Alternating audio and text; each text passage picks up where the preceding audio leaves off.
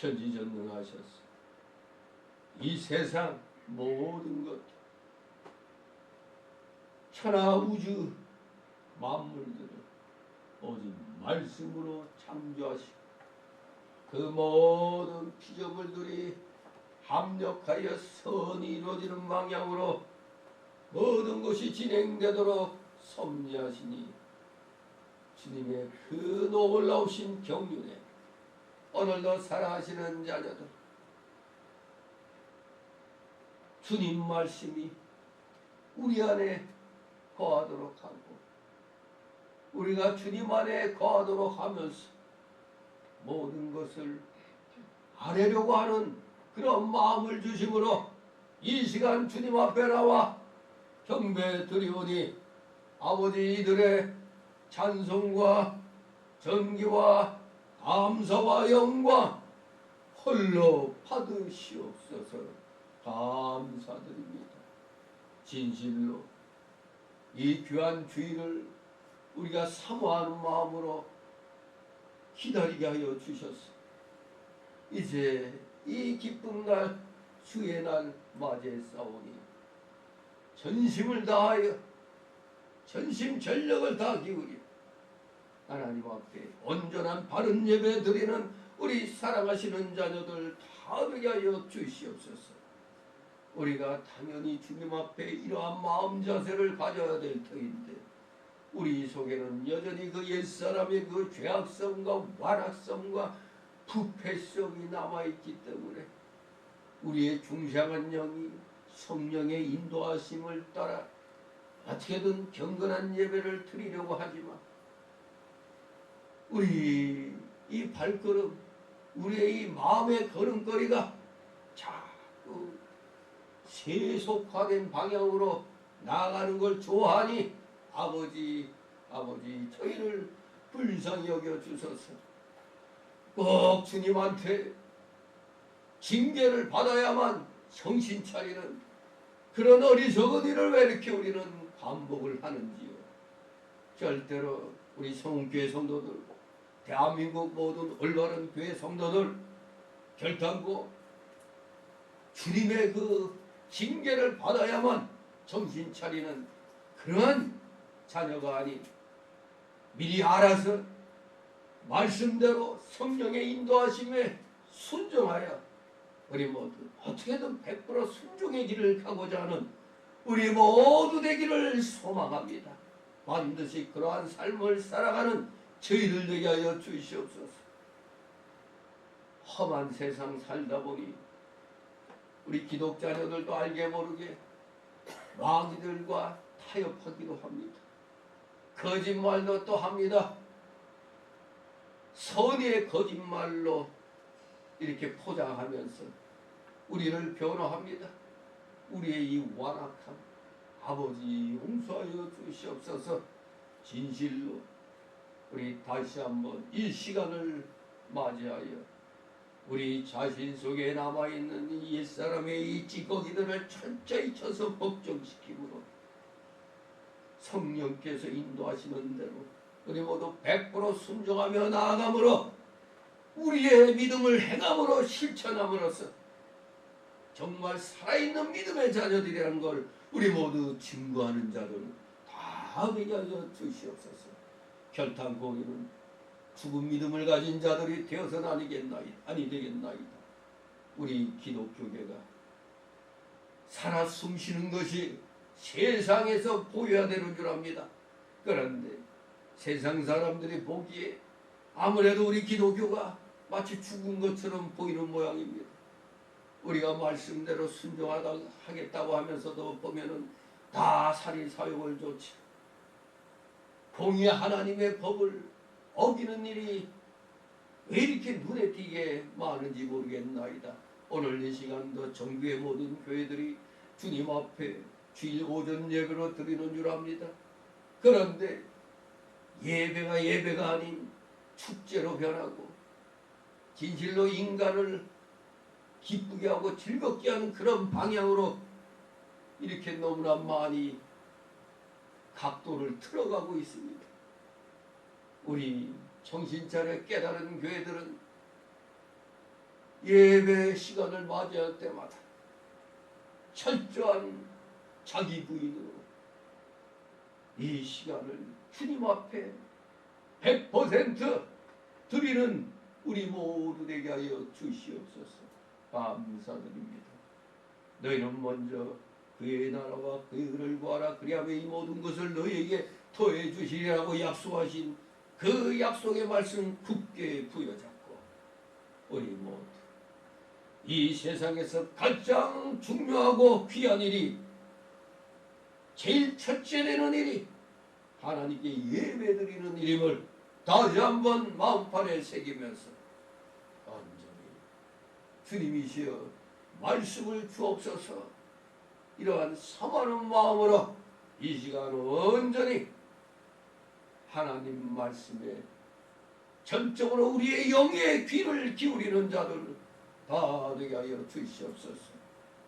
육의 귀는 누구나 다 갖고 있지만 영의 귀는 사람에 따라서 믿음의 정도에 따라 있는 자가 있고 없는 자가 있습니다. 아버지, 우리 모두 100% 영의 귀를 가지고 하나님 말씀을 진정 사모함으로 갈급한 마음으로 받아들이는 진정한 믿음의 자녀들 다 되게 하여 주시옵소서. 감사드립니다. 세상은 심히 약합니다. 전 세계적으로 기상이변이 일어나고 정말로 우리 주님께서는 다시는 물로 심판하지 아니하시겠다고 무지개를 보여주며 약속하셨는데 그 대신 불의 심판이 우리에게 기다리고 있다는 걸 우리는 알아야 됩니다.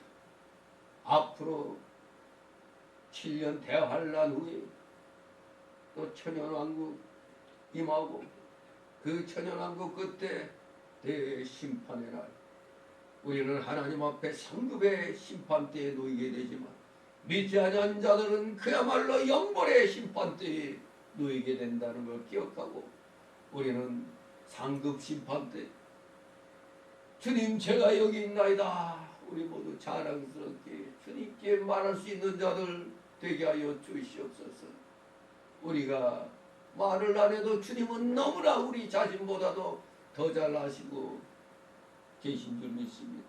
사랑하시는 자녀들, 오늘도 주시는 말씀을 통하여 다시 한번 강청하는 기도의 중요성, 또 우리 하나님께서 왜 기도에 대하여 응답을 주시는가를 우리는 알아야 되겠습니다.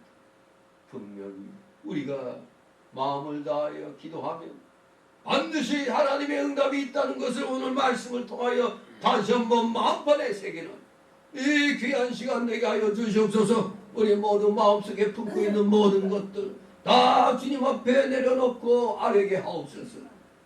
맡기는 것이 바로 믿음의 실력이라는 걸 다시 한번 오늘 이 시간 온전히 마음판에 새기게 하옵소서. 감사드립니다. 이제 부족한 자 입술을 내어 말씀을 증거하고자 하오니 아버지, 우리 피곤함 중에 나온 우리 사랑하시는 성도들 아버지 피곤을 이기게 하여 주시고 졸음마귀 내쫓아 주시고 각종 잡념의 마귀를 이 시간 못하게 하여 주시옵소서. 부족한 자의 이 입술과 영을 주권주장하여 주시옵소서. 감사드립니다. 마치는 시간까지 오직 주님께서만이 영광 홀로 받으시옵소서. 예수 그리스도의 이름으로 감사드리며 기도드리옵나이다. 아멘.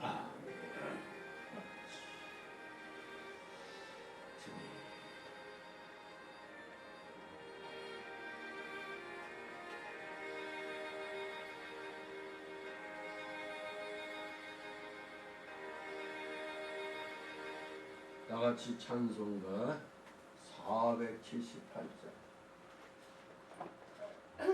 찬송가 478장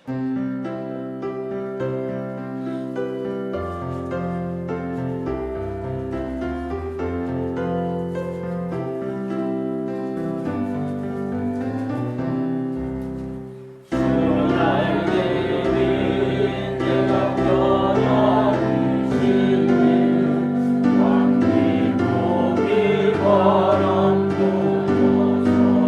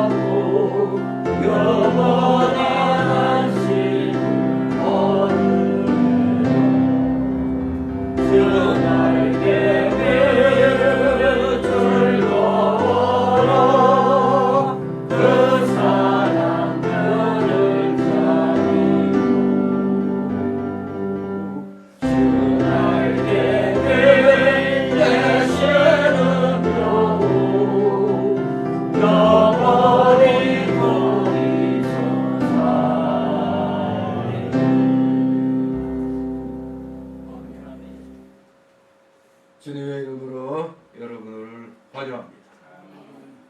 네, 전 세계적으로 지금 아주 폭염이 지금 우리 사람을 굉장히 괴롭히는 모양입니다. 기본적으로 뭐 40도가 넘고 막 그런데 우리나라도 어제도 상당했죠. 어제도 매우 아예 바람이 후끈후끈한 것 같았는데 아무튼 우리 뭔가 주님의 재림이 가까워지고 있다. 이것을 우리가 또 이렇게 피부로 느끼는 것입니다. 세상이 지금 솔직히 끝자락을 향해 가고 있습니다. 진짜 주님이 언제 오실는지 우리는 알 수 없지만 느껴지는 게 있는 것입니다. 정말로 이 지구는 이대로는 가면 안 된다. 새 하늘과 새 땅이 반드시 이제 임하게 된다는 걸 우리는 고대하면서 표정 관리 잘 하시기 바랍니다. 잘못하면은 남들은 괴로워 죽겠다 그러는데 아이고 주님 오시네 하고 혼자 즐거워하다가 좀 미쳤나 그럴 수도 있어요. 우리 미쳤다는 소리 들으면 안 되니까 그리고 표정 관리 잘하면서 우리 영으로 우리 모두 또 생활 속에서 우리 준비해 나가는 자들 되시길 바랍니다.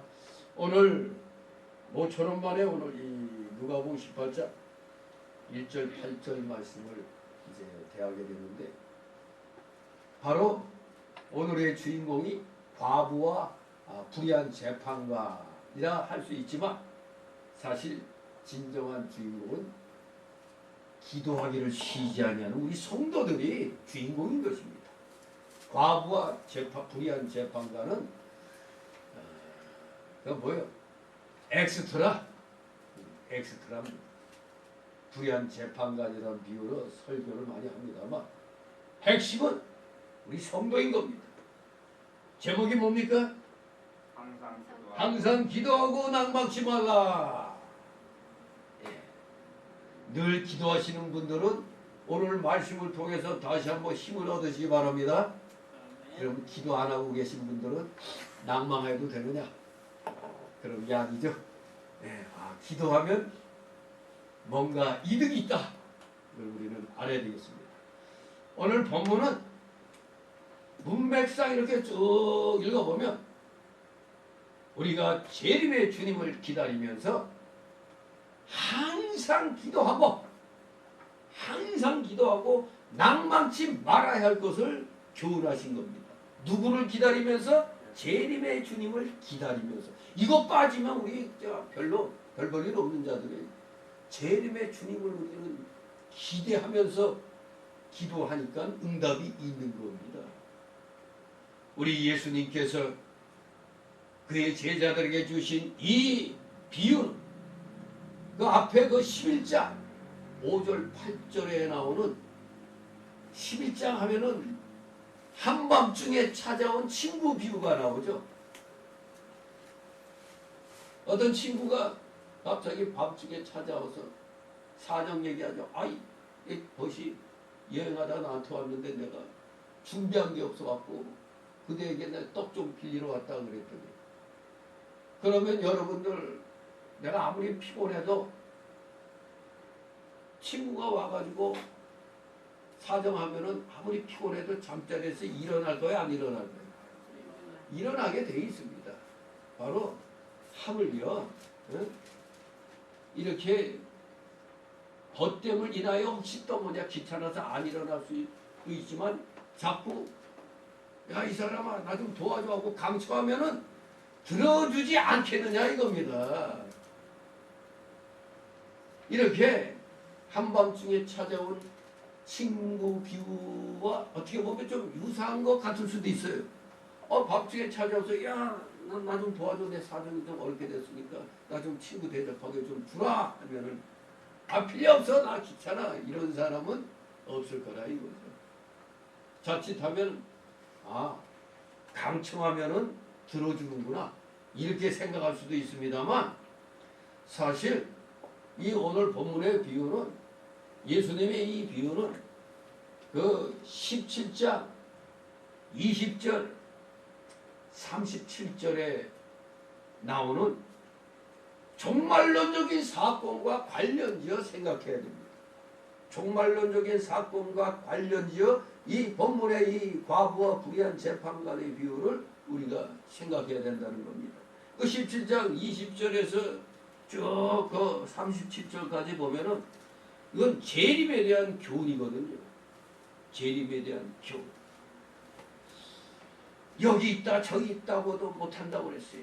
하나님 나라는 너희 안에 있기 때문에. 그러면서 이 종말의 날 분명히 노아 때처럼 사는 자가 있으면 즉 구원받는 자가 있으면 구원받지 못한 자가 있다는 것.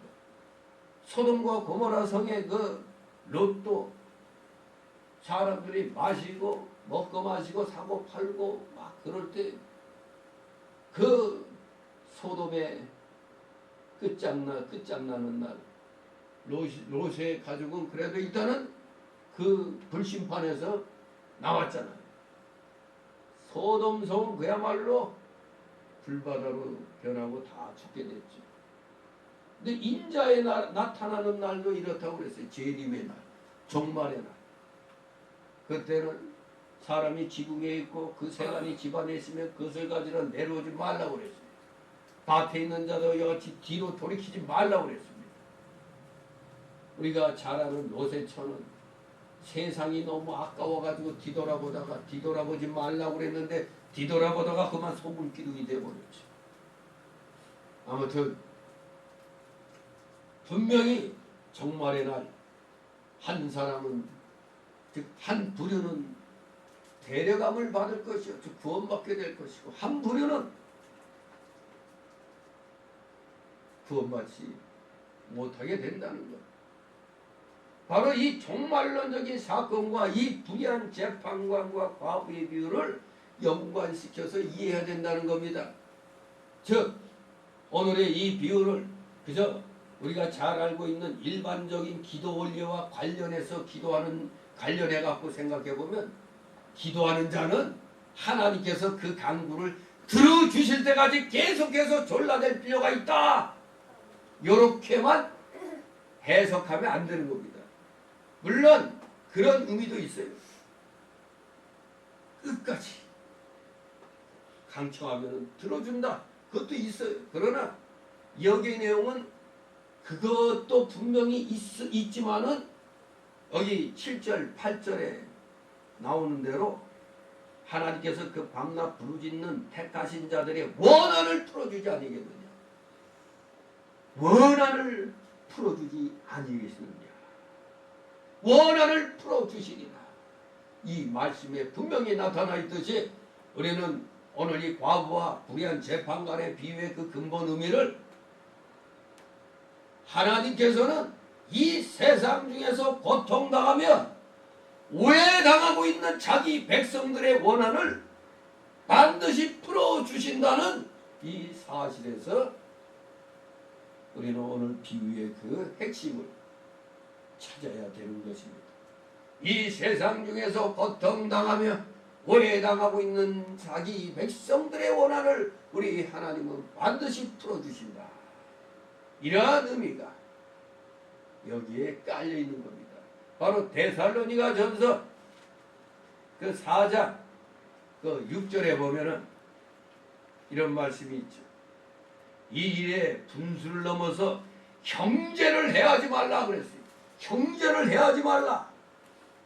이는 우리가 너희에게 미리 말하고 증거한것 같이 이 모든 일에 주께서 신원하여 주시리라. 재판하여 판결해 주시겠다는 겁니다.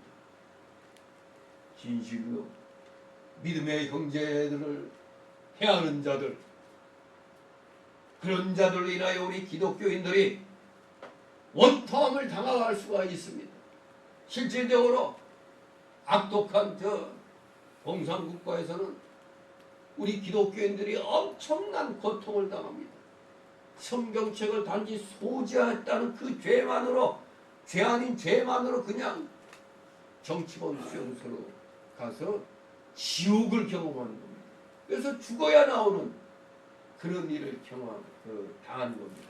그 얼마나 우리 북한의 우리 그 기독교인들, 그리고 지금 몰래 성경책 소유하고 있다가 잡힌 사람들, 지금 무지막지한 지옥의 고통을 저들의 수용소에서 겪고 있다고 합니다.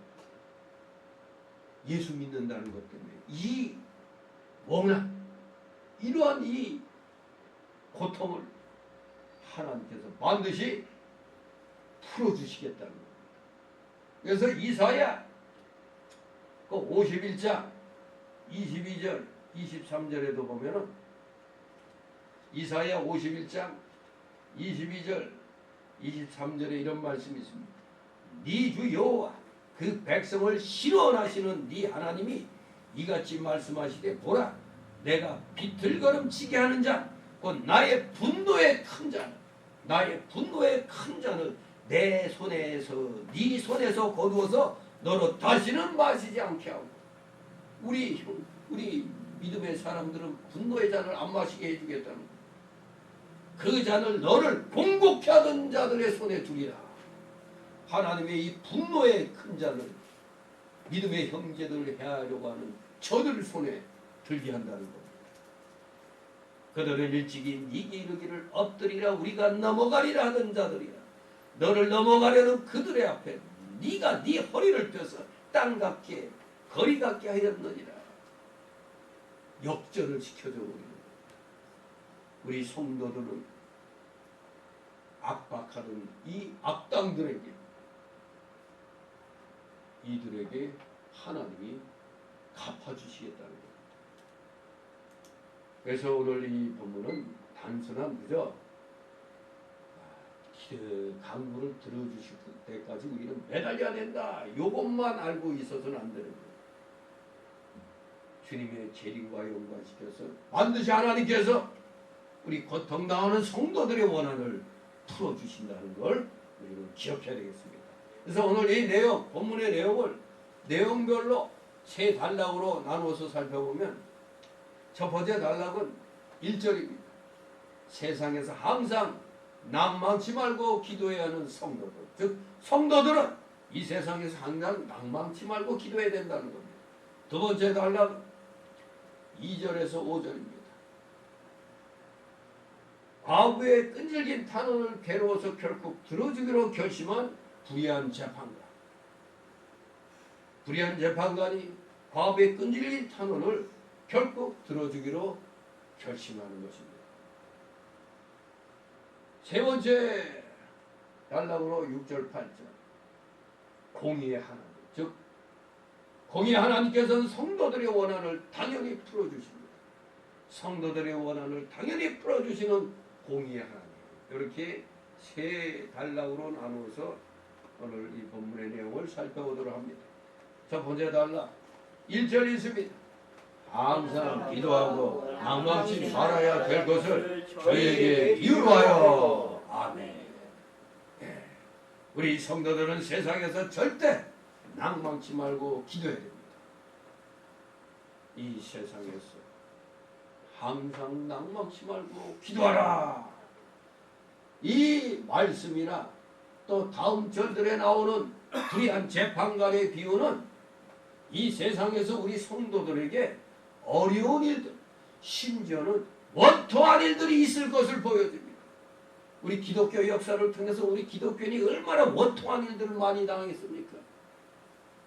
오늘의 우리야 편하게 예수 믿는 생활하지만 이 복음이 전파되기 그 과정을 보면, 전파되는 과정 보면 그야말로 목숨을 내놓는 선교사들, 전도자들에 의해서 오늘의 우리가 이렇게 단 것을 우리가 맛볼 수가 있는 겁니다. 현재 우리는 별 큰 어려움 없지만 이전에 엄청난 고통을 겪은 우리 성도들, 믿음의 선진들을 기억해야 되겠습니다. 이 세상 생활은 모든 사람에게 수고로운 것은 분명하죠. 아담의 범죄 이후로 고통이 온 거 아닙니까? 이 세상은 그야말로 고통의 바다라고 할 수가 있습니다. 그런데 누구에게나 다 이 세상은 힘든 세상인데 특히 경건하고 거룩하게 살고자 하는 우리 성도들에게는 더욱더 그러하다 이겁니다. 네, 세상은 마귀가 공중의 권세자고 마귀가 거의 장악한 것처럼 보이잖아요. 그럼 우리 성도들은 굉장히 힘듭니다. 그래서 우리 하나님께서는 우리 성도들을 고난으로 단련시키고 계신 겁니다. 근데 세상에서도 뭐 성공한 사람들 처음부터 끝까지 꽃길이었습니까? 성공했으니까 꽃길이지. 그 전에는 그야말로 진짜 이거 부침이 얼마나 많았을까. 망했다가 다시 일어나고 그러다가 또 망했다가 또 일어나고 이런 일의 연속 속에서 오늘의 성공의 그 건물을 세워놓은 거죠. 그러니까 이 세상 원리는 고난 끝에 영광인 겁니다. 그래서 세상에서 사자성어가 뭐죠? 고진감래라. 고진감래. 우리 성경에서는 로마서 8장 몇 절? 18절. 생각건대 현재 고난은 장차 받을 영광과 좋게 비교할 수 없도다 그랬습니다. 우리가 여러분 자녀들 키울 때 제발 공부 좀 하지 말고 놀아라 그래요? 내 이놈 공부 좀 해라 공부 좀 해라 그러죠. 왜? 성공의 그 목표로 가는 그 길은 고통스럽다는 겁니다. 고통이 따르지 않으면 안 돼요. 그래서 열심히 공부한 사람들이 판검사 되고 그냥 지도자가 되잖아요. 그냥 맨날 놀고 먹은 사람들 아이고 상황이 안 좋잖아요. 남이 해놓은 게 어떻게든 들어가서 이제 먹고 살려고. 그러니까 고생한 만큼 열매는 쓰다 달다 당하는 겁니다. 고생의 과정은 씁니다. 그러나 열매는 다른 것입니다. 그렇기 때문에 우리 하나님께서는 우리 성도들에게 꿀보다 송이꿀보다 더 좋은 복을 주시려고 고난으로 단련시키는 겁니다. 아무튼 야구 선수들도 보면 대개 보면 오른손잡이 같은 경우 오른손이 길어요? 왼손이 길어요? 아무래도 많이 쓰는 손 쪽이 근육이 발달하고 그렇게 되죠. 그렇습니다. 요새 그 유튜브에 보면은 택견이라고 나오죠. 택견의 고수 나온 그 사람 보면은 참 대단해요. 나도 그런 단련은 안 했지만 이 손등을 갖다 계속 이렇게 살아있는 나무를 쳐요. 이 손등이 그냥 뭐 일에 손뚜껑 같이 되는데 몇 번이나 터지고 그러거든요. 이게 저도 좀 하다 말았지만 이 손등이 굉장히 예민하고 아프더라고요. 근데 바로 이런 손등으로 그냥 이 차 그 앞유리 방탄유리 같은 것도 그냥 빵빵 깨고 그러잖아요. 그럴 때 보면 그 사람이 거저 그 능력이 생긴 걸로 착각하면 안 되죠. 그 능력을 발휘하기 전까지 얼마나 많은 이 고통, 이 뼈가 깨지는 고통.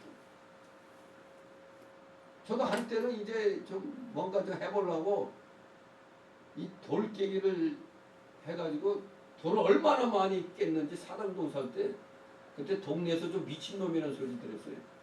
맨날 그냥 고래고래 기합 치르고 그 해야 되니까 제가 깬 돌이 그냥 앞집에 그 부엌 바닥 그거 하는데 아주 요긴하게 또 다 쓰였어요. 그냥. 그 돌깨기 물론 그 최배단 씨 그걸 보고 이렇게 그 배웠지만 진짜는 세상에 여러분도 우리 그 뭐 격파 이런 거 보면은 하얀 벽돌은 쉽게 깨진다고 보잖아요. 그래도 진짜 하얀 벽돌 이렇게 쉽게 안 깨져요.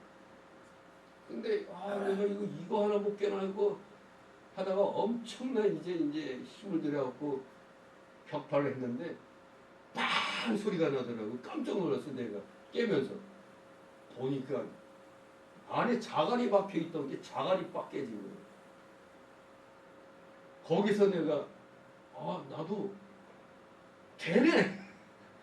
그래갖고 그때부터 이제 본격적으로 이제 실질적으로 자갈을 완전히 깬 거니까 그것도 무슨 비법을 이용해서 깬 게 아니라 그냥 딱 이렇게 붙어있는 그걸 그냥 깼기 때문에 그래가지고 이제 했는데 그 고통 몇 번 여기 손목에 이 뼈가 몇 번 나가기도 했어요. 그래도 그냥 뭐 그 고통 참으면서 하니까 웬만하면은 별거 다 해가지고 순식간에 큰 힘 발휘하는 그런 것을 이제 터득하는 거예요. 그러다 보니까 실질적으로 옛날 기아 자동차에서 자동차 세일을 하다가 문을 열고 이렇게 나오면서 내가 마침 손을 안 뺐거든요. 이렇게 있는데 모르고 그냥 문을 갖다 꽝 닫는 바람에 아마 손가락 다 부러졌을 거예요. 빵 소리가 난 거 동시에 나도 모르게 그냥 순간 그 힘이 들어서 뺐거든요. 와, 아무리 그 순간 힘을 줬어도 이 엄청난 이게 손가락 부러진 줄 알았어요. 근데 이렇게 보니까 안 부러졌네. 그 평상시에 그 했던 것이 그런 데서도 나오고 그 평상시에 저도 이 낙법을 하면서도 시멘트 콘크리트 바닥에 몸을 붕 띄워가지고 팔뚝으로 이렇게 하던 거 연습한 게 있어가지고 또 신학교에서 겨울에 저기 잠실 신학교가 그 지하인데 이 지하 1층인데도 이 계단이 가팔랐어요. 근데 이렇게 마치고 내려가 계단에서 그냥 갑자기 팍 미끄러지는 순간 몸이 공중으로 붕 떠버렸어요. 이게 좀 가파르다 보니까 그 순간 그냥 이 떨어지면서 이 팔뚝으로 이렇게 했는데 계단 모서리 있죠. 여기 뾰족하게 거기에 빵 하면서 그냥 쫙 미끄러졌는데 그때 진짜 그냥 애누리 없이 여기 팔뚝뼈가 깨지는 게 당연한 거예요. 부러지는 게. 왜냐면 몸이 공중으로 뜬 상태에서 이 뾰족한 여기에 그냥 확 떨어졌어요. 그때 정말 뼈 깨지는 고통. 얼마나 이게 그냥 고통이 왔는지 이거 뼈가 깨졌구나 생각했다고. 한참 그냥 이렇게 하다 보니까 안 깨졌네? 근데 이렇게 이제 이게 멍이 들어가지고 그래서 너무 뼈가 아프기 때문에 그때 인천에 살 때 심재문 목사 보고 저기까지만 대신 운전해달라고 그랬어요. 그러니까 평상시에 그 고통이 있었지만 이런 시멘트 바닥에 몸을 날려갖고 팡팡 이렇게 치던 그런 훈련이 돼 있어가지고 그 순간적인 상황에서 그렇게 위기를 모면했던 거죠. 정말 생각만 해도 끔찍해요. 지금 생각해보면 완전히 이게 빡 부러지는 게 몸이 붕 떴으니까. 그리고 전번에 우리 성기 청년이 보는 앞에서 이거 하다가 여기 있는 줄 알고 여정동으로 이쪽으로 딱 발을 내디뎠는데 뭐가 허공에 붕 뜨더라고. 순간적으로 진짜 나이 들면 그 낙상의 위험을 조심하라고 그러잖아요. 진짜 잘못하면 죽을 때까지 그 불구가 될 수도 있는 그런 거거든. 이렇게 옆으로 했는데 나도 모르게 이 순간적으로 그 운동했던 게 이 일종의 후방낙법 비슷하게 이걸로 확 찍었거든요. 그러니 지금도 내 생각하면 어이구 나이 들어가지고 이렇게 넘어졌다면 부러지는 게 허리가 부러지든가 아주 큰 위험이 있을 수 있는 거거든요. 그럴 때 속으로 아이고 하나님 감사합니다. 젊었을 때 그래도 단련시켜 놨던 게 그럴 때 이 잘못하면 그 반병신 되는 거잖아요. 이게 생각해 보세요. 이 정도 높이에 있다가 그냥 이렇게 하다가 발을 이렇게 디뎠는데 갑자기 허공이 그냥 길어져 버리네.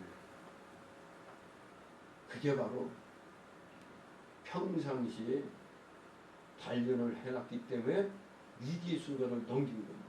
바로 우리가 영적으로도 하나님께서 왜 우리에게 예수 믿는 사람이 세상 사람보다는 좀 잘 먹고 잘 살면 좋잖아요. 그런데 보면은 힘들게 사는 사람들이 많잖아요.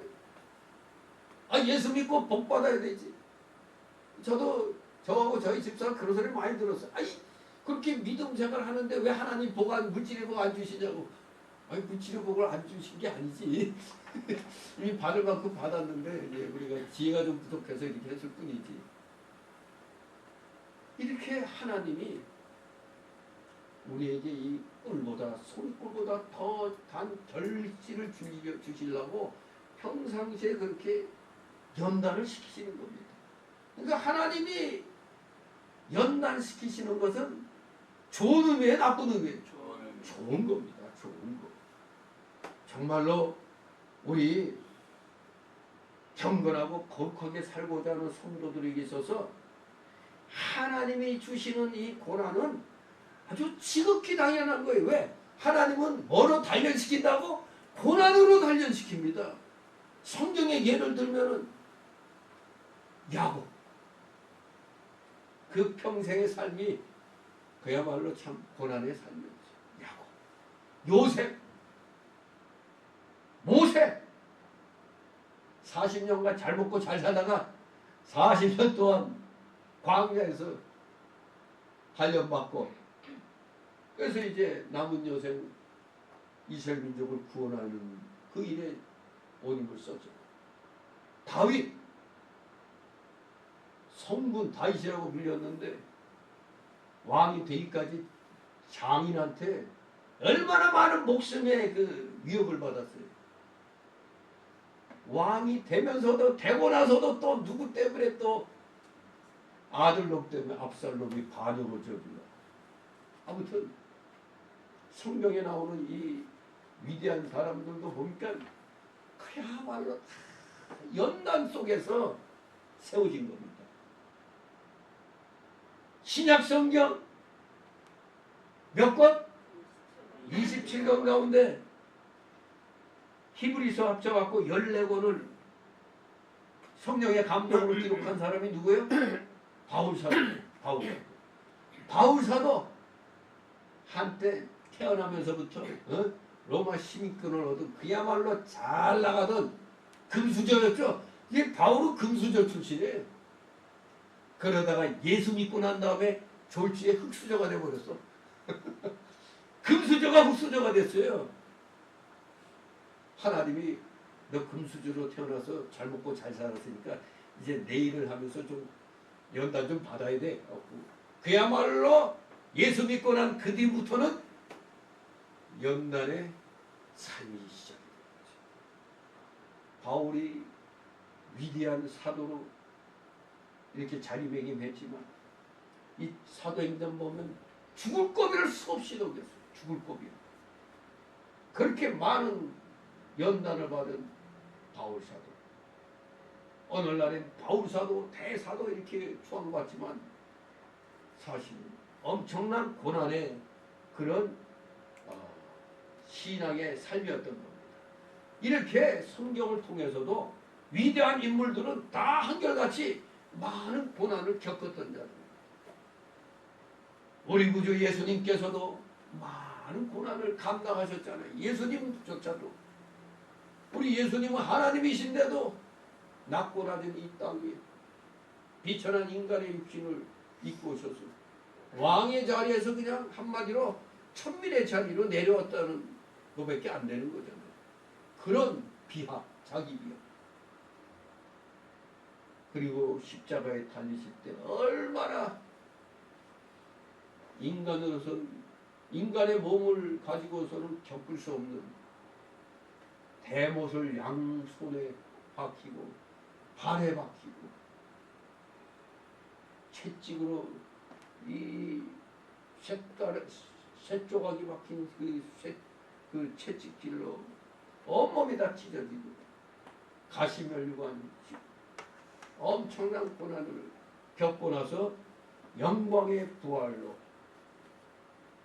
우리에게 부활의 소망을 주셨습니다. 아무튼 이 세상 원리가 그렇습니다. 고진감래, 고생 끝에 영광인 겁니다. 바로 성경이 증거하잖아요. 성경이 고생 끝에 우리 모두 영광의 부활이 기다리고 있는 겁니다. 영광의 부활의 그날. 그런데 이걸 그냥 날로 먹으려고 하면 안 되잖아요. 그래서 우리 주님이 뭐라고 말씀하셨느냐? 누가복음 9장 23절에 아무든지 나를 따라오려거든 뭐를 하고 날마다 제 십자가를 지고 나를 쫓을 것이라고 뭐를 하고 자기를 부인하고 자기를 부인하고 남자들 뭐 자기 마누라하고 같이 뭐 그게 아니고 자기를 늙는 것 같이 자기를 부인하는 겁니다. 날마다 제 십자가를 지고 나를 쫓아야 된다고 그랬습니다. 그러면서 요한 사도는 요한복음 16장 33절에 세상에서는 너희가 환난을 당하라 담대하라 내가 세상을 이겼노라. 분명히 선언합니다. 세상에서 너희가 환난을 당한다고. 예. 다윗도 시편 34장 19절에서 고백하기를 의인은 고난이 많으나 여호와께서 그 모든 고난에서 건지시는구나. 의인은 뭐가 많아? 고난이 많다고 했습니다. 또 바울 사도도 사도행전 14장 22절에 우리 모두 싫어하는 말이 있죠. 성도들이 천국에 들어가려면 뭐뭐를 겪어야 한다고? 많은 환난을 겪어야 할 것이라고 했습니다. 아이고 나 이러면 기독교 못 믿겠어. 이러면 안 되죠. 영광은 그냥 생기는 게 아닙니다. 환난을 겪어야 어려움을 겪어야 영광이 오는 겁니다. 또 디모데후서 3장 12절에 무릇 그리스도 예수 안에서 경건하게 살고자 하는 자는 뭐를 받으리라? 핍박을 받으리라. 한마디로 우리 기독교인은 이러한 내용을 알면서도 기독교인의 삶을 우리 스스로가 택한 겁니다. 이 고난의 삶을 우리가 택한 거예요. 신기하죠. 아니 이런 고난이 있는 거라면 왜 미쳤다고 내가 왜 예수 믿지? 근데 믿어지잖아. 믿어지니까 이렇게 사는 겁니다. 그리고 그게 기쁘니까. 예수 믿고 믿음 생활하는 게 기쁘니까. 세상에 제가 전도사로 강도사로 일했던가? 강도사로 저기 제일비에 있을 때 그 전이었구나. 이발하는데 이발사가 그래. 내가 교회 다닌다니까. 그 연말에 그 주식 배당 얼마 받아요? 그래. 교회를 그렇게 알고 있는 사람들이 있어. 주식 배당해 주는 걸로. 내가 깜짝 놀랐어요. 이 세상 사람들이 교회를 아직 잘 모르는구나. 무슨 이익단체 뭐 그런 걸로 회사같이 보는 것 같아요. 하긴 그도 그럴 것이 좀 큰 교회 목사들은 삐가 번쩍한 차 몰고 다니고 뭐 그러니까 또 그런 소리 하는 수도 있습니다만 우리 대한민국의 교회 80%는 다 어려워요. 한 20% 정도만 세상 사람들이 보기에 부러워하는 이제 그런 수준이지 거의 80% 가까이는 정말로 어렵게들 다 사는 겁니다. 우리 여러분들은 스스로가 고생길인 줄 알고 택한 겁니다. 뒤늦게 이것을 깨닫고 아이고 나 그만 죽었어 하는 사람이 있을 수도 있죠. 왜? 코로나 팬데믹 때 보니까 그동안 교회에서 쓴맛 단맛 다 맛보고 나서 특히 단맛은 다 뽑아먹고 또 쓴맛이 딱 생기니까 아이고 교회 나오면 큰일 나겠다. 교회에서 떠난 사람들도 많이 있습니다. 아무튼 이 세상 끝날까지 교회 안에는 쓴뿌리가 항상 같이 있는 거예요. 가라지가 항상 같이 있는 겁니다. 우리 모두 끝까지 경건하게 말씀대로 살려고 하면 핍박은 자동입니다. 고난은 자동으로 오는 겁니다. 그러니 우리에게 어려움이 생기는 걸 이상하게 생각하지 말라 이겁니다. 하나님의 어떤 뜻이구나. 이렇게 우리 생각해야 됩니다. 성도는 분명히 이렇게 세상에서 많은 고난과 환난을 통과해야 할 것이기 때문에 항상 기도하고 낭망치 않는 것이 필요한 것입니다. 기도는 우리 성도의 특권 아닙니까? 믿음의 표현이 기도죠. 성도가 교회 다닌다면서 기도할 줄 모른다? 아이고 성도라고 할 수 없잖아요. 저절로 나오잖아요. 아이고 뭔 일 만나면 아이고 하나님 저절로 나오잖아요. 그냥 아이고 하나님 도와주세요. 그냥 우리 생활 습관입니다. 기도는 숨에 숨 쉬는 거. 뻑하면 아이고 하나님 도와주세요. 습관입니다. 이 숨 쉬는 거 우리 여러분 숨 쉴 때 이 숨 쉬는 거 의식하고 있어요? 자 지금은 내쉬어야지. 들어마셔야지. 이런 사람 아무도 없잖아요. 그냥 하는 겁니다. 우리가 기도도 그냥 하는 겁니다. 그냥. 그렇습니다. 기도는 믿음의 표현이며 하나님의 위로와 힘을 얻는 길이며 고난 가운데서 승리하는 길입니다. 우리들은 오랫동안 기도했음에도 불구하고 하나님의 응답이 없을 때 낙심하여 기도를 그만두고 하나님을 원망하기 쉽습니다. 우리도 이런 과정 다 겪어왔잖아요. 이렇게 기도했는데 하나님 너무하십니다. 그래. 우리 노래 제목도 아니고 너무합니다. 우리 이런 거 다 겪었잖아요. 다 이전에 아이고 이럴 수가 있나. 왜 저 사람은 잘 되는데 왜 저희는 이렇습니까? 원망할 때가 있잖아요. 정말로 이런 일들이 우리는 겪기 쉬워요. 하지만 이런 것은 하나님의 섭리와 경륜을 이해하지 못한 그릇된 태도임을 알아야 됩니다. 절대 우리는 기도할 때 왜 빨리 응답 안 해주시지? 하나님 주무신가? 어디 놀러 가셨나? 이렇게 생각하면 안 돼요. 그냥 하나님이 조금 더 기다리라고 하는구나. 이런 마음을 갖고 계속 기도해야 돼요. 왜냐?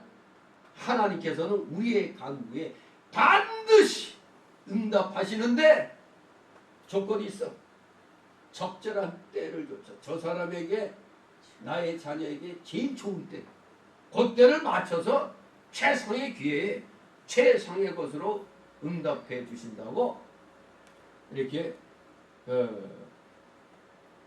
아까 누가복음 11장 5절 8절에 보면은 밤밤중에 찾아온 친구 비유가 있었잖아요.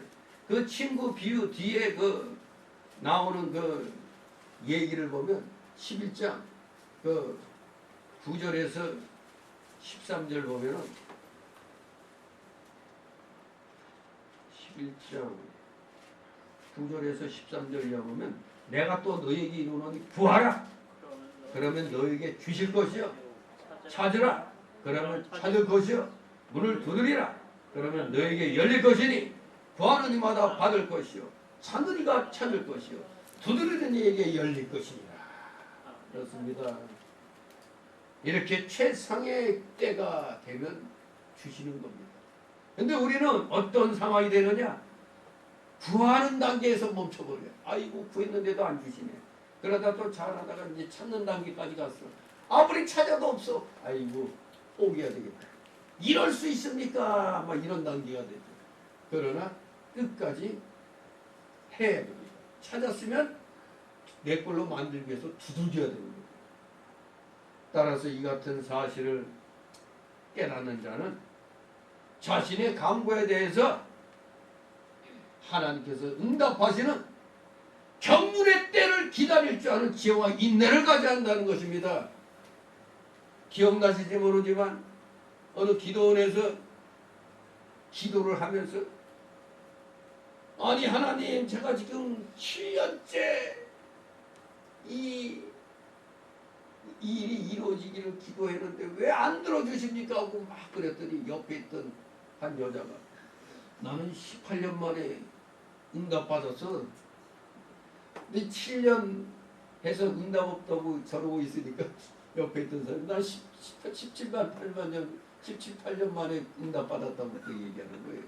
그러니까 이게 각자에게 급한 일일 때는 급하게 또 역사가 일어나는 겁니다. 근데 이게 초신자 때는 이게 좀 빨라요. 마치 우리 어린애가 울면 막 달래주려고 애기가 어리고 막 그러니까 그런 마음이 있잖아요. 빨리 뭐 어떻게 해주려고 그러는데 다 큰 놈이 막 징징대면 힘기 없이 기다려 그러잖아요. 하나님도 우리가 어느 정도 성장하면 기다릴 줄 알아야 하느니라 이렇게 말씀하시는 겁니다. 우리 모두 하나님께서 응답하시는 경륜의 때를 기다릴 줄 아는 지혜와 인내를 가지시기 바랍니다. 이제 두 번째로 2절 5절 두 번째 단락 불의한 재판가 과부의 끈질긴 탄원을 괴로워서 결국 들어주기로 결심합니다. 2절 5절 있습니다. 가라사대 어떤 것이 사람을 무시하는 한 재판관이 있는데 그 도시에 한 과부가 있어 자주 그에게 나서 내 원수에 대한 나의 원한을 풀어주소서 하되 그가 얼마 동안 듣지 아니하다가 후에 속으로 생각하되 내가 하나님을 두려워하냐고 사람을 무시하나 이 과부가 나를 범노롭게 하니 내가 그 원한을 풀어주리라. 그렇지 않으면 늘 와서 나를 괴롭게 하리라 하였느니라. 아멘. 우리 주님은 앞에 말씀한 교훈들을 위해서 지금 부유한 재판관의 비유를 이제 또 들고 계십니다. 주님께서 비유로 드신 그 재판관은 여기 나온 대로 하나님을 두려워하지 않는다고 그랬어요. 사람을 무시하는 불의한 재판관이라고 소개하고 있습니다. 그러니 이 사람 유대인일까요? 아닐까요? 하나님을 두려워 안 하는 거 보니까 유대인이 아니에요. 네, 유대인이 아닙니다. 왜냐하면은 또 이 증거로 이제 따진다면 신명기 21장 18절 21절 또 22장 13절 21절 또 신명기 25장 5절 10절에 보면 유대인들은 자신들의 종교 법정인 사내들인이 있잖아요. 그 사내들인은 커다란 소송거리만 제기합니다. 그 사내들인 공예는 커다란 소송거리. 그러나 그 외에는 대부분 지금 신명기 21장, 22장, 25장 말씀한 대로 장로들을 찾아가기 때문에 그래요. 근데 여기는 불의한 재판관 찾아간 거 보니까 유대인이 아니라는 게 드러나는 겁니다. 따라서 법문의 재판관은 로마 정부가 임명한 이방인 재판관으로 볼 수가 있습니다. 이 자들은 유대 종교 문제에 대해서는 전혀 취급지 않고 오직 자기 관할 지역 내의 행정 문제만을 취급했습니다. 자기 영역 안에 있는 그 행정 문제만. 그런데 이 자가 하나님을 두려워하냐고 사람을 무시하였다는 것은 그 당시에 그 불의한 재판관들의 전형적인 모습을 드러내고 있습니다. 마치 지금 대한민국 이 사법부 우리 저 영국 BBC 언론이 뭐라고 얘기했어요? 우리나라 사법부 보고 제살 뜯어먹는 미친 나라. 제살 뜯어먹는 미친 나라라고 했어요. 우리나라 사법부 행태를. 그야말로 오늘날 우리 사법부가 외국 사람이 볼 때도 완전 불의한 놈들을 가르쳐 있다는 거예요. 그런데 이 예수님 당시에 이 로마 정부에서 임명받은 이자들이 보니까 이자들 역시 사리사욕을 취하는 데만 급급한 불의한 재판관임을 알 수가 있는 겁니다. 왜 이런 일을 합니까? 그들은 자신들의 권력이 하나님께로부터 온 것임을 깨닫지 못하고 있어요. 이 세상 모든 권력은 누구로부터 내려오고요? 하나님으로부터 온 거라고 로마서 13장 1절에 말씀하고 있어요.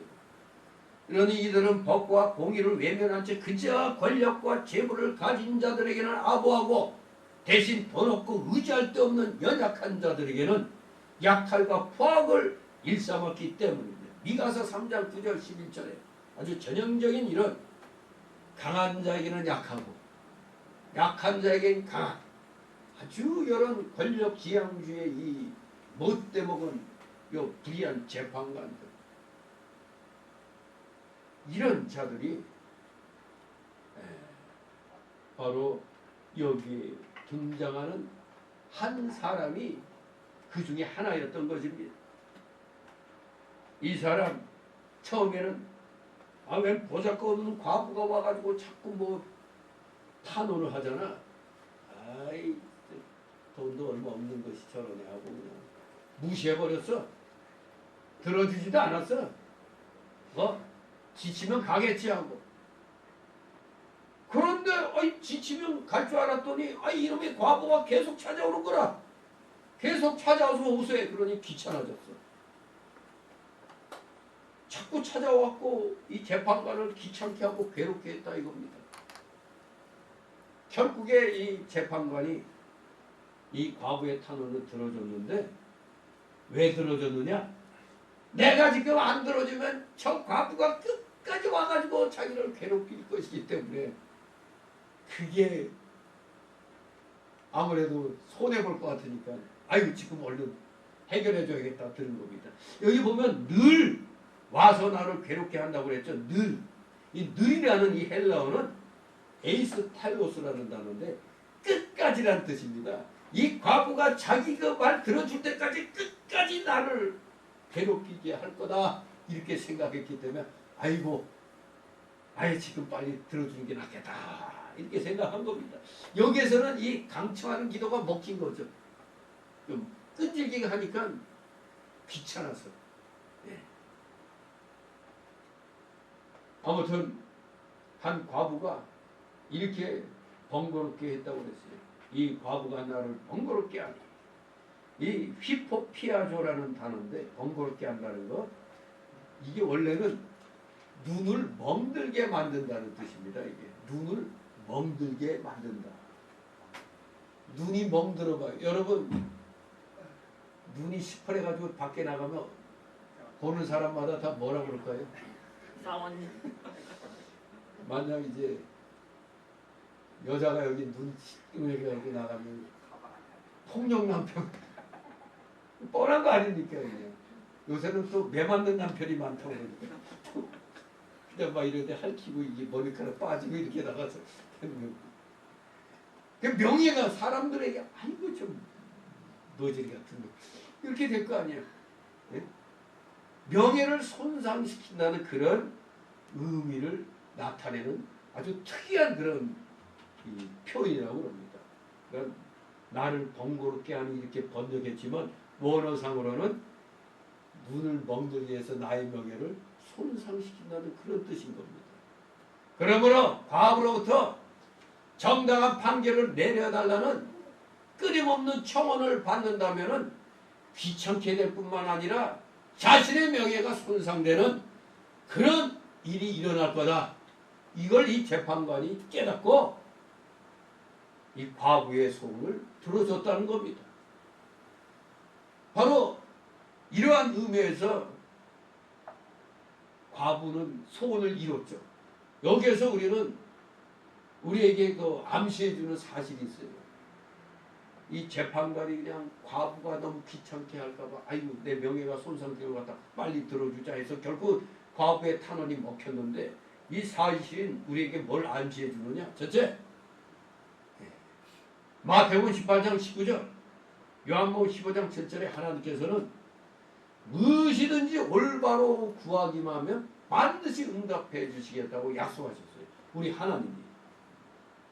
특히 우리 잘 알고 있는 요한복음 15장 하면 포도나무 비유죠. 너희가 내 안에, 내 말이 너의 안에 있고 무엇이든지 원하는 대로 구하는 거죠.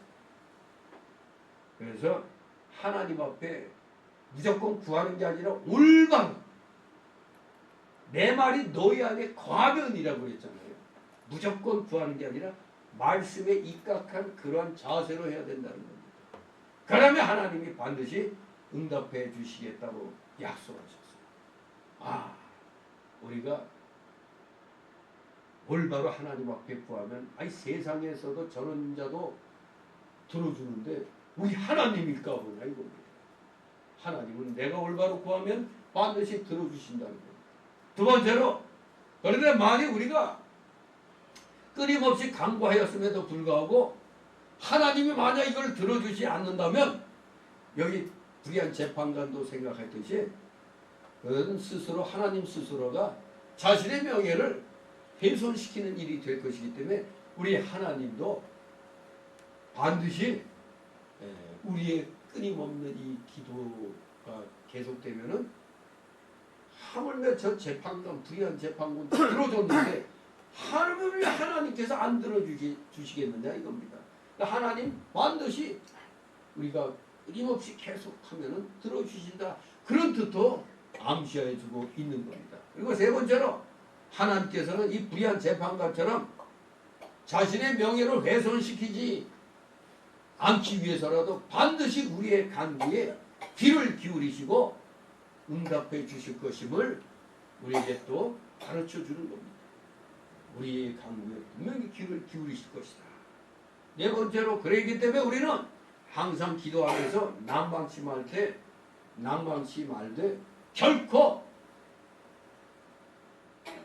고쳐서 새로 쓰는 일이 없으신 이 변개함이 없으신 하나님의 그 신실성을 굳게 믿는 가운데 우리도 그렇게 해야 된다는 겁니다.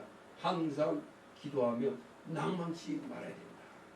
끝까지 우리도 하나님 앞에 올바른 그 마음 자세로 우리도 하면은 하물며 하나님께서 인간들도 자기 명예 손상될까봐 들어주는데 하나님이 안 들어주시겠느냐 이겁니다. 여러분 우리 모두 절대 낭망하지 말고 끝까지 기도하시는 여러분 되시길 소망합니다. 이제 마지막 세 번째 날라오로 6절 8절 성도들의 원한을 당연히 풀어주시는 공의 하나님. 그렇습니다. 공의 하나님은 우리 성도들의 원한을 당연히 풀어주십니다. 6절 7절 있습니다. 주께서 가라사대 우리한 재판하여 많은 것을 들으라. 하물며 하나님께서 그 밤낮 부러지는 택하신 자들의 원한을 풀어주지 아니하시겠느냐. 저에게 오래 참으시겠느냐. 아멘. 이제 주님께서는 저 귀한 재판관의 말한 것을 들어라. 하물며 하나님께서 이렇게 말씀하십니다. 하물며라는 말. 이것은 하나님 자녀된 우리의 처지가 저 과부의 처지보다 얼마나 더 나았냐 이겁니다. 저 과부도 저렇게 불쌍한 과부도 저렇게 되는데 저 과부보다도 훨씬 나은 우리일까 보냐 이겁니다. 우리가 얼마나 저 과부의 처지보다 나은가 이겁니다. 하나님께서는 더구나 불의하고 악한 재판관이 아니시고 의로우시고 선하신 재판장이십니다. 우리는 하나님의 존재와 그의 지혜와 능력뿐 아니라 또한 그의 공의로우심과 선하심을 인정해야 됩니다. 우리 하나님 아버지는 두렵고 무서운 아버지이시지만 즉 공의의 하나님 아버지이시지만 또 한편으로는 좋으신 아버지시다 이겁니다. 선한 좋으신 우리의 응답을 들어주시는 좋은 아버지십니다. 또 우리는 그 불의한 재판관 앞에서 보잘것없고 불쌍한 과부와 같은 존재가 아니라 우리는 하나님의 택하신 자녀들이며 하나님의 특별한 사랑을 받아 그의 아들 예수 그리스도의 피값으로 사심받은 성도들입니다. 예수 그리스도의 피값으로 우리를 사셨단 말입니다. 그러므로 이런 성도들이 정당한 소원을 말씀에 입각한 정당한 소원을 밤낮 부르짖어 아뢰되 능력이 많으시고 공의로우시고 선하신 우리 하나님께서는 이 불의한 재판관보다도 얼마나 더 잘 들어주시겠느냐 이겁니다. 그러니 우리는 절대 실망치 말고 끝까지 말씀을 붙잡고 날마다 오늘 안 이루어지면 또 내일, 오늘 또 내일, 또 내일 나가는 겁니다. 예. 여기 그 밤낮 부르짖는이라는 이 주님의 표현은 우리가 고난 중에서와 특히 원통한 일을 당했을 때 어떻게 열심히 쉬지 않고 기도하고 부르짖어야 할지를 보여주고 있는 겁니다. 우리 보고 밤낮 쉬지 말고 부르짖으라 이겁니다. 하나님께. 주님께서는 기도에 관해 교훈하실 때 마태복음 7장 7절 8절에도 나왔죠. 아까 누가복음에서도 그 11장 9절 이하에 구하고 찾고 두드리라고 했듯이 마태복음 7장 8절에도 구하고 찾고 두드리라. 구하는 이마다 얻을 것이요 찾는 이가 찾을 것이요 두드리는 이에게 열릴 것이니라고 말씀하셨습니다. 사도 바울도 우리에게 비슷한 말씀했죠. 데살로니가전서 5장 17절에 쉬지 말고 기도하라. 쉬지 말고 기도하라. 구약 성경도 우리가 환난 날에 부르짖어 기도할 것을 가르쳤습니다. 시편 50장 15절에 뭐라고 그랬어요? 환난 날에 나를 부르라. 내가 너를 건지리니 네가 너를 영화롭게 하리라. 시편 50장 15절. 환난 날에 부르라고 그래요. 부르라고 그랬습니다. 주님이. 또 예레미야 29장 12절 13절 역시 너희는 내게 부르짖으며 와서 내게 기도하면 내가 너희를 들을 것이요 너희가 전심으로 나를 찾고 찾으면 나를 만나리라. 전심으로 찾지 않으니까 못 만나는 겁니다. 전심으로 찾고 찾으면 나를 만난다고 그랬습니다. 주님께 와서 부르짖으시 바랍니다. 그러면 하나님이 뭐라고 해요? 들을 것이라고 했습니다. 그럴 때 조건은 전심으로 찾으라 이겁니다. 전심으로. 그죠? 하시고 싶으면 해주시고 아니면 마세요. 이런 마음을 하면 여러분 누구한테 가서 사정 얘기할 때 뭐 해주시려면 해주시고 안 해주시면 안 해주세요. 이러면은 내가 만약 당사자라면 그래? 그럼 왜 왔어? 그런 거 아닙니까? 그냥 좀 도와달라고 그냥. 없어야 될 거 아닙니까? 그러면은 그것도 사람 이상 듣게 되잖아요. 어제 그 이만갑 좀 잠깐 그 유튜브를 통해서 봤는데 이제 북송돼가지고 탈북했다가 북송돼서 이제 잡힌 사람들 그 감옥에 보면은 아니 화장실도 안 보내준다는 거예요. 막 설사병 나면 그 자리에서 그냥 뭐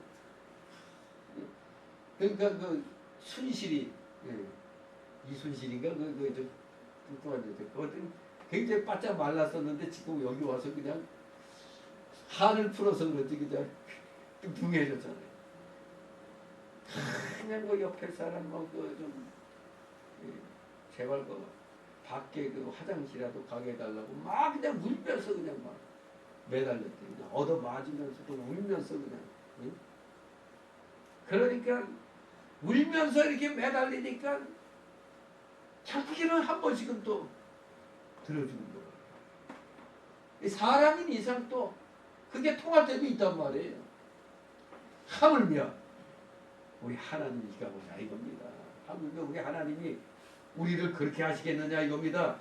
부르짖고 내게 기도하면 내가 들어준다고 그랬어요. 사람들도 그냥 아이고 이거 귀찮아서 안 되겠다 들어줘야겠다 이렇게 할 판인데 하나님이 우리를 안 들어주시겠느냐. 여기 저희에게 오래 참으시겠느냐 이 말씀은 사실 전통사고 원문을 보면은 이게 옛날 영어 성경처럼 번역하는 게 맞다고 얘기를 하고 있는데 옛날 영어 성경에는 비록 저희에게 오래 참으실지라도 이렇게 번역이 됐대요. 비록 저희에게 오래 참으실지라도 결국에는 원한을 풀어주신다는 겁니다. 하나님의 응답은 우리의 목에 때때로 더딥니다. 그래서 우리는 낭망하기 쉬운 겁니다. 아, 왜 안 들어주십니까? 우리 전에 요거 아직 저쪽으로 또 트기 전에 우리 기도 제목 적어놓고 이제 기도했잖아요.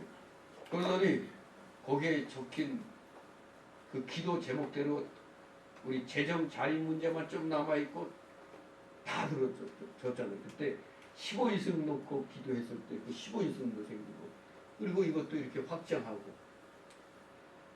그러니까 딱 제가 이 금요 기도회 때 이걸 적어서 이렇게 논담하면서 지금까지 못하고 있는데 그 기도 제목을 이렇게 적어놓고 이렇게 하면은 이 권사님하고 우리 김구현 집사님이 돌아가면서 이렇게 기도회도 하는데 그렇게 보고 하면은 아주 딱 이게 일정하게 이렇게 될 텐데 내가 이게 좀 여러 가지 핑계로 그냥 못했는데 내가 빨리 그걸 이제 만들도록 할게요. 역시 그걸 보면 그때 그 보면서 아 이거 이루어졌고 이거 이루어졌고 눈에 보이니까 기도하면 손해 안 봅니다. 이루어집니다. 우리 열심히 절대 낭망하지 말고 기도하시기 바랍니다. 때로는 더딜 때도 있어요. 하지만 반드시 우리의 원한을 풀어주신다고 했습니다. 절대로 우리는 낭망치 말고 인내하면서 하나님께 더욱더 열심으로 부르짖어 기도하시는 여러분 되시기를 소망합니다. 8절 있습니다. 내가 너희에게 이르노니 속히 그 원한을 풀어주시리라. 그러나 인자가 세상에 올 때 세상에서 믿음을 보겠느냐 하시니라. 아멘. 속히 그 원한을 풀어주시리라는 말씀은 우리 하나님의 마음을 잘 나타내는 겁니다. 하나님은 우리의 고통과 눈물을 잘 알고 계십니다. 하나님의 마음은 속히 응답해 주시는 겁니다. 그러나 하나님의 응답이 더딜더라도 우리는 하나님의 계획이 우리의 생각보다 훨씬 더 나으시고 하나님의 시간표가 우리의 것보다 비교할 수 없이 완벽하시고 선하심을 우리는 믿어야 됩니다. 우리가 조금만 더 참고 기도하면 하나님께서는 여기 나온 표현대로 속히 우리의 기도 제목과 우리의 원통한 소원을 들어주실 것입니다. 성경에는 그래서 고난 중에 간절히 기도하며 응답받은 예들이 많습니다. 구약성경 사무엘상 7장에 보면 사무엘 선지자가 이스라엘을 다스리기 시작했고 미스바에 백성을 모아 큰 회개의 기도회를 가졌습니다. 오늘날 이걸 본받아가지고 미스바 대각성 회개 기도운동 뭐 이렇게 많이 이름을 붙이죠. 바로 이 미스바에서 큰 회개의 기도회를 갖고 있었어요. 바로 그때 무슨 일이 있었느냐? 원수 블레셋이 이스라엘을 치러 올라왔습니다. 정말로 이스라엘에게 있어서는 힘이 위험한 상황이었습니다. 지금 다 기도에 다 참여하고 있는데 원수들이 완전 무장하고 쳐들어오고 있다 이겁니다. 그때 사무엘은 급히 군대에 다시 이렇게 조직해서 뭐 작전 짜고 내보내느냐? 그게 아니고 먼저 한 일이 있습니다. 젖 먹는 어린 양을 취하여 온전한 번제를 여호와께 드리고 이스라엘을 위하여 여호와께 부르짖어 기도했습니다. 하나님, 저 원수들이 우리가 하나님 앞에 이렇게 기도회로 모이고 있는데 우리를 공격하러 오고 있습니다. 위기를 벗어나게 해주소서 기도했습니다. 그랬더니 여호와께서는 사무엘의 이 기도에 응답하셨고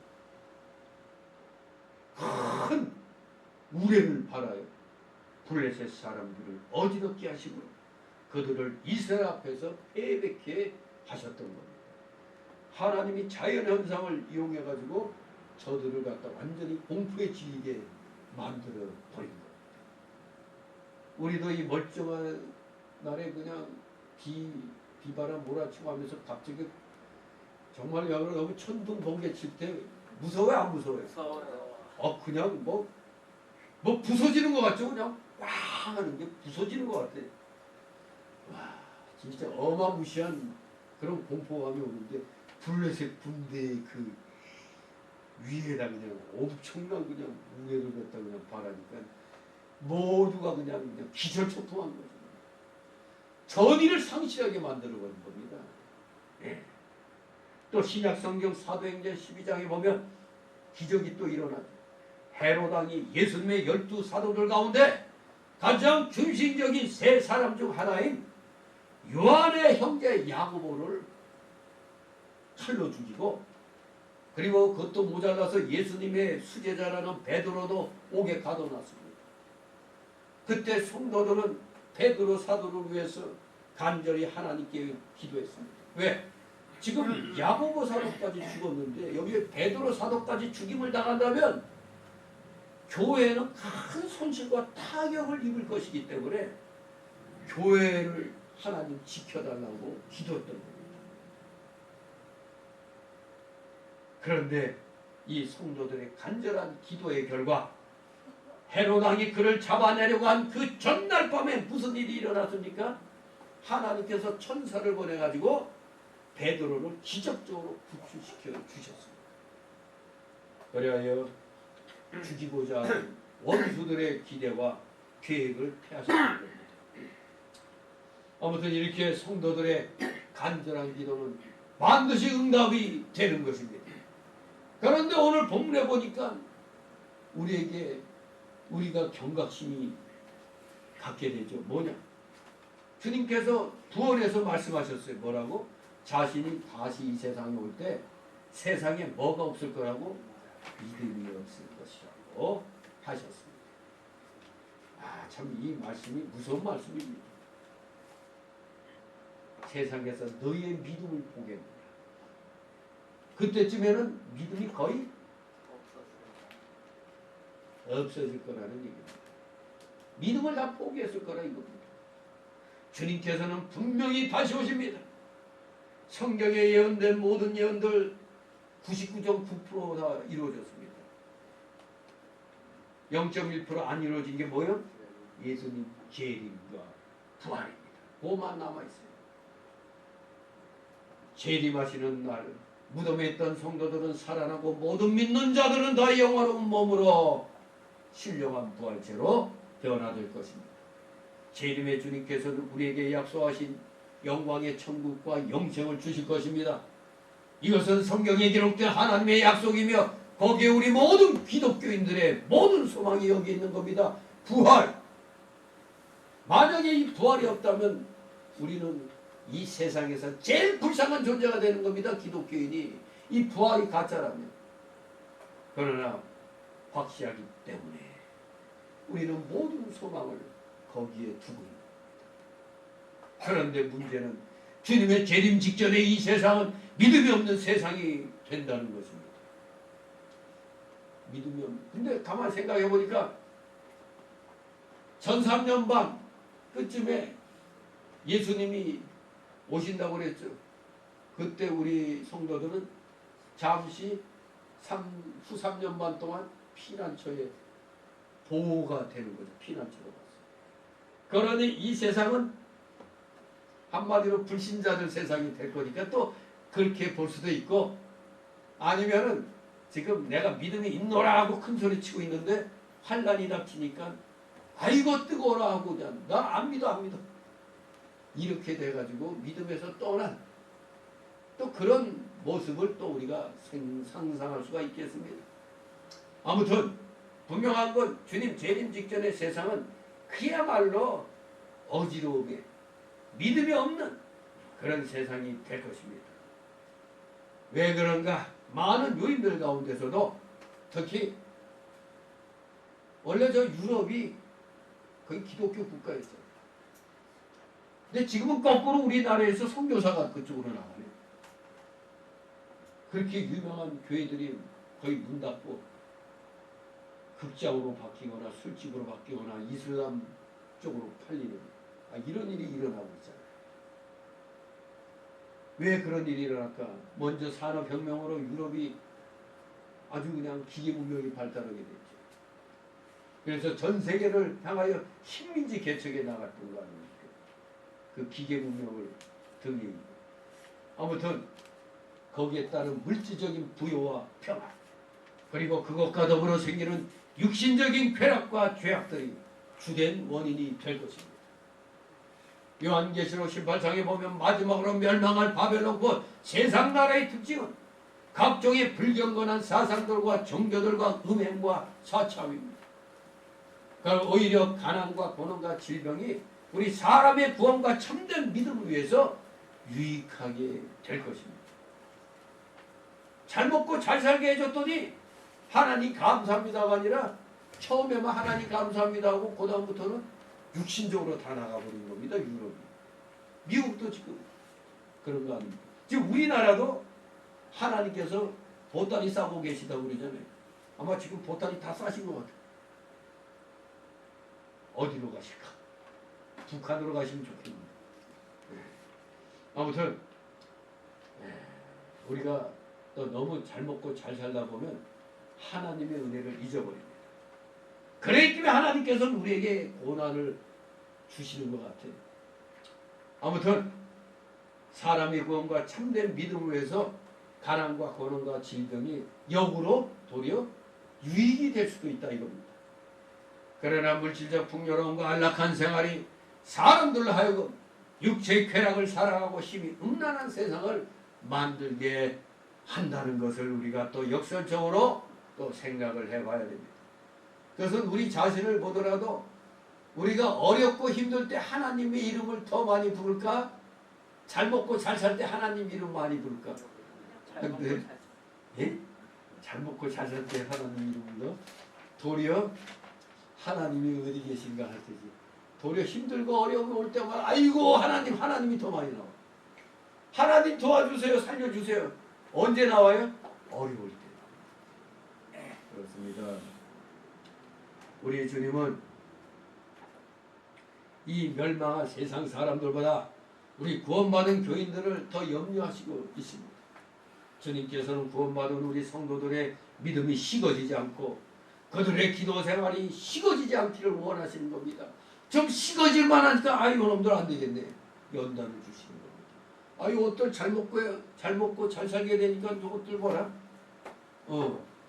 한번 좀 정신 좀 차리게 해줘야겠다. 갑자기 그냥 뭐 지진이 일어나게 하거나 쓰나미가 오게 하거나 뭐 이런 일이 일어나 불이 나게 하거나 이런 일이 일어나게 하는 겁니다. 정신 못 차리면은 그렇게 되는 겁니다. 이유는 우리의 기도 생활이 식어지지 않기를 원하고 계시기 때문에 식어져 가니까 안 되겠다 요놈들을 해가지고 우리에게 연단을 주시는 겁니다. 기도 생활은 믿음과 정비례 하는 거 아닙니까? 우리는 고난이 많은 이 세상 가운데서 믿음이 약해져 절대 낙심하지 말고 열심으로 밤낮 하나님께 기도하며 특히 원통한 일이 있을 때 부르짖어 기도하는 자들이 되어야 되겠습니다. 바로 저도 너무너무 원통해가지고 그때 노무현 때부터 그때 시청 앞에 나가기 시작했던 겁니다. 아니 이 나라가 막 사회주의화 돼가고 있어. 그러면 공산주의로 가는 것은 빨라지는 거거든요. 노무현 그때부터 하나님 이 나라 어찌합니까 하고 그 시청 앞에 나가서 기도할 때 그냥 눈물이 나더라고요. 근데 어떤 목사님은 수원에서부터 화성에서부터 울면서 왔대요. 이 나라가 어찌 이렇게 돼갑니까? 그런데 이 문재인 때는 이거 그야말로 이거 우리나라 이제 완전히 끝나버리는 것 같아요. 진짜 시청 앞에서 방문해서 이제 기도할 때 보면은 그거 생각하니까 너무 원통하더라고요. 우리 선진들이 어떻게 이 나라를 만들어놨는데 이걸 그냥 날로 그냥 주려고 하니 원통해갖고 눈물이 나더라고요. 진짜 정말 분노가 일어나더라고요. 정말로 그러니까 기도가 막 나오는 거예요. 하나님 이 나라 이거 어찌합니까?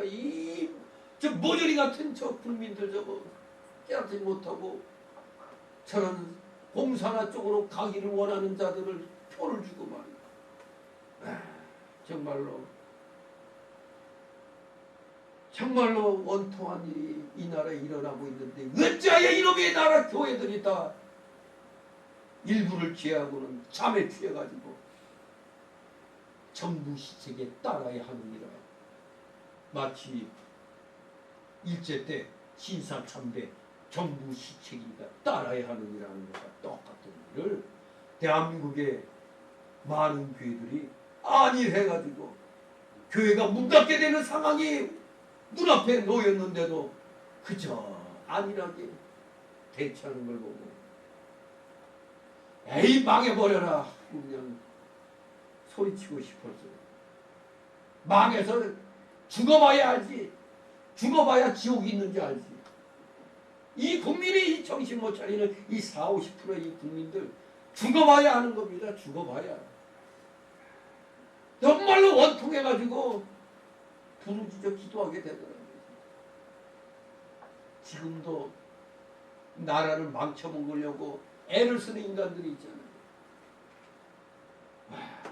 400몇 조를 빚을 늘려놓고 또 그냥 무책임하게 또 돈을 풀겠다는 이 정신 나간 놈들이 국회에 저기 있으니 이거 어떻게 합니까 이거 진짜.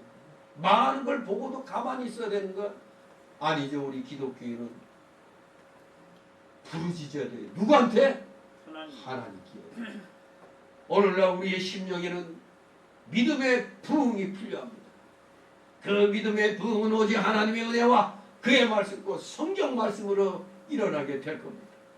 성경을 모두 믿는 자들을 구원하는 하나님의 지혜를 주는 책입니다. 그래서 로마서 10장 17절 믿음은 어떻게 해서 난다고? 들음에서 나. 들음은 그리스도의 말씀으로 말미암는다고 했습니다. 사도행전 17장 11절 12절에도 베레아 사람은 데살로니가에 있는 사람보다 더 신사적이어서 간절한 마음으로 말씀을 받고 이것이 그러한가 하여 날마다 성경을 상고함으로 그 중에 믿는 사람이 많고 또 헬라의 귀부인과 남자가 적지 아니하나. 그렇습니다. 우리는 하나님의 이 은혜를 받았다면 성경 말씀을 가까이 해야 됩니다. 가까이 함으로써 믿음이 강해지는 겁니다. 오늘날 목사들이 왜 팀해지느냐? 성경 말씀을 연구를 안 해요. 저는 이번에 할 수 없이 다시 이제 대학로에 이제 교육자 회장을 맡았는데 좀 새로운 사람이 좀 하길 원했는데 원래는 진경로 회장이 하게 돼 있는 건데 좀 이제 발을 빼려고나 이제 했는데 이거 뭐 말로만 요란하게 하고 아무도 지원을 안 하니 할 수 없이 또 임원회에서 또 나보고 좀 해야 된다고 모든 책임은 나 때문이라고 막 이러니까 이거 어떻게 해. 할 수 없이 이제 맡았죠. 그러면서 이제 그냥 구태의연하게 그냥 간단하게 예배드리고 뭐 점심 먹고 헤어지는 이런 것보다 좀 성경을 좀 내가 내년 봄노회까지는 좀 목사들 모르면 성경을 공부하는 쪽으로 이제 방향을 잡으려고 그러죠. 이 성경 말씀을 사모해야 되는 겁니다. 그런데 자꾸 왜냐하면 목사들이라고 성경 말씀 잘하는 게 아니거든요. 그냥 은사주의로 그냥 두들겨 부시는 자들이 많단 말이에요. 그냥 은사 하면 그냥 속빈강조이죠. 뭐가 말씀이 뒷받침돼야 그게 은혜가 충만해지는데 말씀에 뒷받침은 없고 그냥 무조건 그냥 뭐 했더니 병 났다 뭐 했더니 뭐 이런 것만 하고 있으니 되겠습니까? 절대로 우리는 말씀을 가까이 해야 힘이 생기는 겁니다. 그러면 믿음이 강해집니다. 그래야 어떤 고난의 현실 속에서도 우리 모두 낭망치 아니하고 기도하는 자들이 되어 나가게 되는 겁니다. 결론적으로 오늘 말씀의 교훈은 분명합니다. 첫째, 성도들에게는 세상에서 고난과 환난, 심지어 원통한 일이 있을 거라는 것입니다. 그런 일 당할 때 우리는 어떻게 하라고요? 이상히 생각지 말고 당연한 일이 왔구나. 내가 믿음이 자라는 계기가 되겠다. 이렇게 생각해야 된다 이겁니다. 두 번째로는 우리 성도는 낭망치 말고 하나님께 힘써 기도하며 그러면 하나님께서는 비록 더딜지라도 반드시 속히 응답해 주실 거라는 겁니다. 우리는 오늘 예수님이 하신 귀한 재판관의 비유를 기억해야 됩니다. 그 재판관도 보잘것없는 한 과거의 탄원을 들어주었는데 하물며 우리의 소원을 하나님이 모르지 하시겠느냐 이겁니다. 하나님은 전능하시고 공의로우시고 선하신 우리의 아버지 아닙니까? 우리는 하나님의 독생자의 피로 구속받은 그의 사랑하는 자녀들이 아니고 무엇입니까? 그러므로 우리는 고난중에서 하나님의 도심의 응답을 확신하고 참고 낙심치 말고 열심히 기도해야 되겠습니다. 그러면 반드시 하나님께서 응답해 주실 겁니다. 마지막 세 번째 주시는 교훈은 우리의 기도 생활은 우리의 믿음과 정비례한다는 것입니다. 그러므로 우리는 하나님의 은혜를 구하며 우리의 믿음이 자라기를 소원해하며 또 하나님의 말씀인 성경책을 가까이하여 늘 읽고 듣고 배우고 연구하고 묵상하기를 힘쓰므로써 믿음이 자라고 강건해져야 할 것입니다.